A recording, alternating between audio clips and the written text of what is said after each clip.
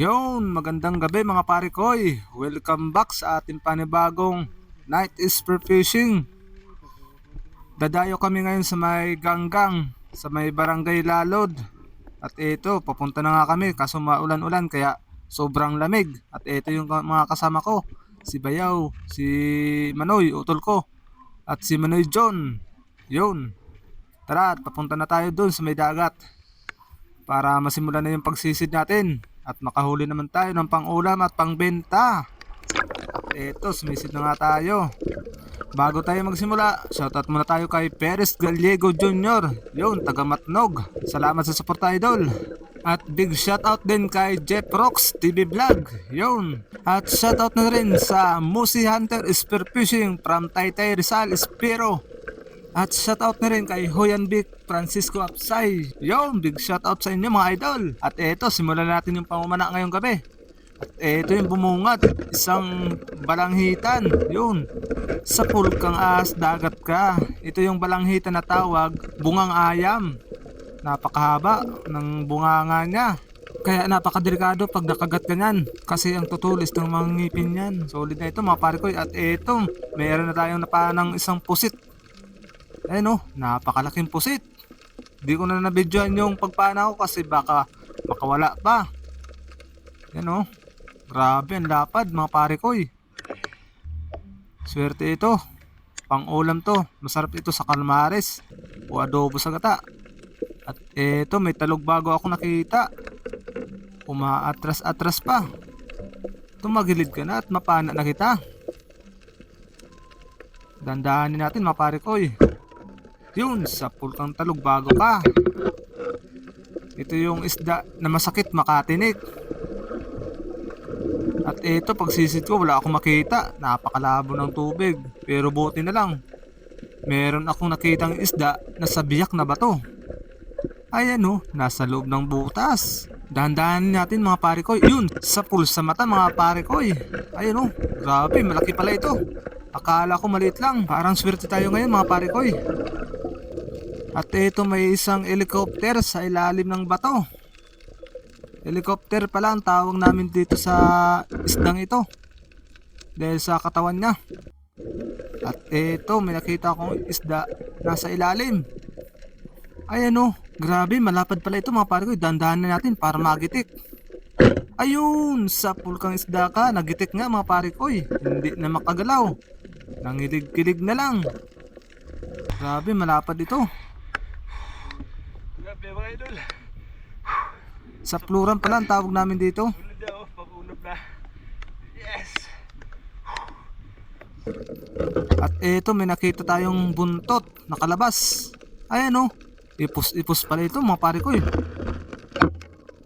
Ganda natin. Yun, sa pulkang isda ka. Nakakuha tayo ng ipus-ipus ulit. Yun, ay grabe, malapad pala ito mga pare ko. Akala ko maliit lang kasi buntot lang yung kita. Ayos ito, pang paksiw. Yan grabe, swerte tayo ngayon mga pare ko. At ito, pag sisid ko ulit, meron ako nakitang isang talog bago. Ayan sa pulkang talog bago ka. Masarap sa bawan, sinigang o paksiw. Pwede rin sa prito mga idol. At ito muling pagsisid ko mga pare ko sa ilalim. At ito yung nakita ko, kala ko butas. Napakaitim na itiman. Ayun dandahanin natin mga pare ko. Yun, sa pulkang isda ka.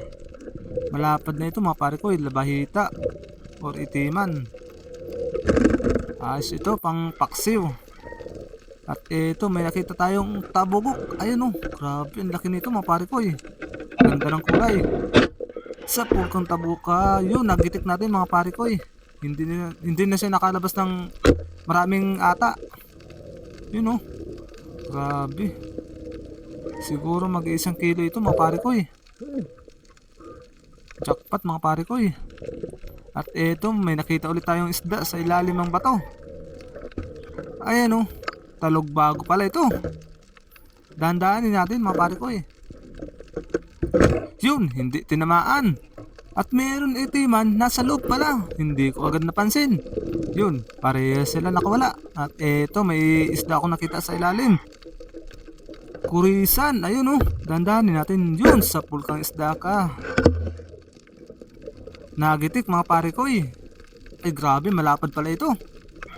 Ganda ng kulay. Ito yung masarap sa sinigang. At eto, meron akong nakitang isda. Manitis. Portimbungan. Sa pulkang isda ka. Grabe, ang laki nito mga pare ko eh.